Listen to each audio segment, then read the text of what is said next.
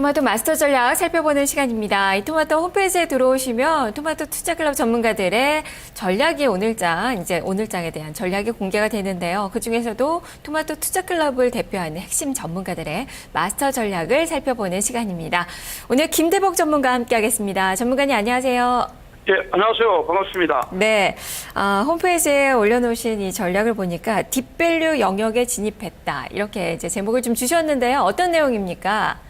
네, 일단 지수는 외생 변수에 의해서 우리 국내 시장이 이제 연속적인 하락세를 보였고요. 그 원인은 이제 가장 큰 원인은 국제 유가의 하락입니다. 유가의 하락이 인플레이션의 어떤 상승에 대한 기대감도 있지만 디플레이션에 대한 우려감도 있는데 지금은 이제 부정적인 면이 우리 시장을 더 누르는 이런 시장 흐름이다 이렇게 볼 수가 있고, 외국 시장의 해외 시장이 지금 현재 하락해서 우리나라 시장이 아래로 떨어졌지만 역시 이제 밸류의 영역에 들어왔다. 우리나라의 어떤 그 MSCI 지금 현재 PBR 지수가 1배 이하로 들어왔다는 얘기는 지금 현재 가치가 있는 영역에 들어왔기 때문에 우리 국내 기관들의 역할이 나올 때가 됐다 이렇게 볼 수가 있겠습니다. 네, 유가를 말씀해 주셨는데 유가는 추가적으로 더 하락할 것이라는 전망들이 좀 많이 나오고 있는데 다른 시각이신가요?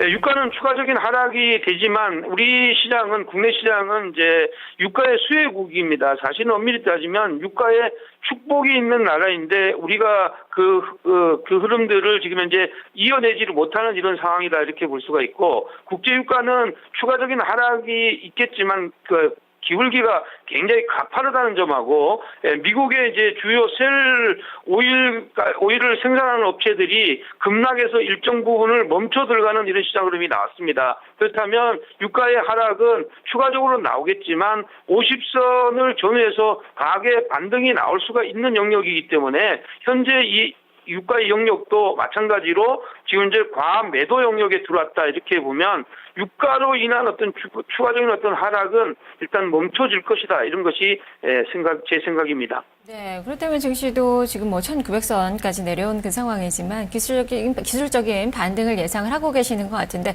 다만 이번 한 주 일정들이 좀 녹록지는 않습니다. 그리스의 조기 대통령 이 선거도 있고 또 FOMC 회의도 있고, 이런 불확실성 잘 극복할 수 있을지 변수들도 좀 접목해서 설명을 해주시죠.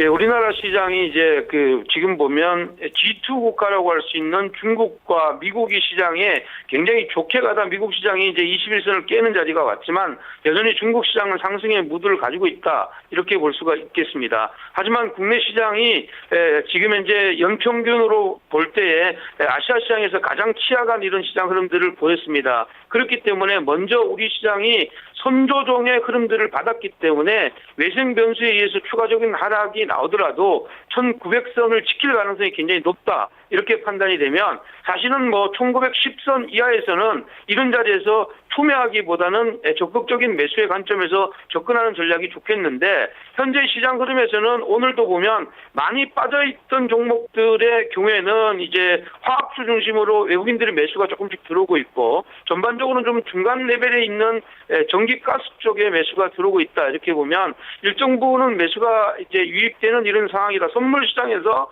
외국인들의 매수가 들어오고 있으면서 현물 시장에 부분적인 매수가 들어오고 있고, 코스닥 시장에는 실질적으로는 플러스 영역으로 반전하는 이런 모습이 나왔는데, 실질적으로 그동안에 굉장히 많이 빠졌던 IT 부품주들이 강력하게 돌았습니다. 강력하게 돌았고, 지금 현재 삼성전자의 어떤 새로운 아이템, 사물인터넷에 대한 기대감으로 사물인터넷 관련주들이 올랐는데, 지금 여전히 지금 게임주 같은 경우는 지금 올라가는 놈과 내려가는 놈이 구분되어 있는 이런 상황인데, 웹전이 또다시 연속적인 상한가를 기록했다는 점하고 지금 현재 NC소프트가 또 상승세를 이어갔다는 점을 보면 주변에 많이 빠졌던 종목으로 가격 전이 현상이 나타날 가능성이 높다 이렇게 보겠습니다. 네, 말씀대로 코스닥 시장은 지금 상승 반전한 그 모습이 나타나고 있는데, 그렇다면 한 주간 그 지수 흐름 본다면 유가증권 시장은 1900선, 코스닥 시장은 530선 계속 지지력 테스트에 좀 나서고 있는 그 모양새인데요. 잘 수성할 수 있을까요? 어떤 시각이십니까? 일단은 기본적으로는 이제 530, 코스닥 530은 다중바닥형이지만 일시적으로는 붕괴의 가능성도 있다고 봐야 됩니다. 그러나 530선에서는 과감하게 매수에 가담하시는 게 맞겠고, 1900 영역이라는 라운드 넘버를 지난번에도 이탈했을 때 곧바로 회복력이 보여줬다 이렇게 보면 1900선 전후에서는 일단 뭐 지금 이제 추격 매도를 안 하는 것이 가장 좋겠고 현금 부분을 분할해서 매수하는데 1차적으로는 낙폭 과대 중심으로 시장 공략을 해주는 것이 맞겠다 이렇게 보겠습니다. 네.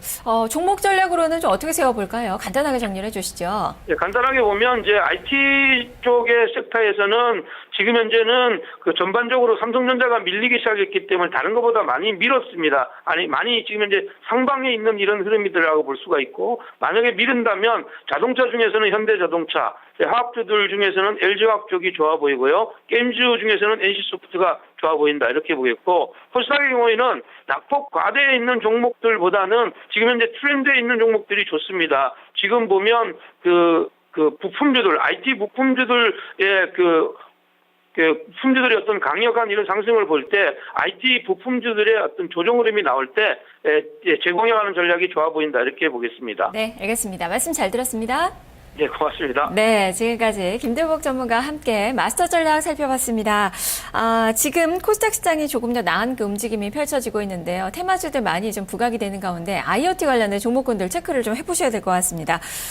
지금 링네트가 한 7%가량 오르고요. 엔텔스는 지금 상한가에 들어가 있네요. S넷도 9%대, 효성 ITX 역시도 한 4%에 육박하는 상승이고 기가레인 역시도 한 3% 이상의 상승으로 오늘 강한 반등을 좀 펼치고 있는데 삼성전자발 호재성 재료도 여전하게 좀 부각되고 있고 시스코 회장이 만물 인터넷을 글로벌 비전으로 제시하는 그런 이야기들이 좀 나오면서 여러 가지 좀 세계적으로도 좀 관심을 받고 있는 그 섹터가 아닐까 싶습니다. 지금 테마가 또 형성이 되고 있다는 점 같이 좀 보시면 좋을 것 같습니다.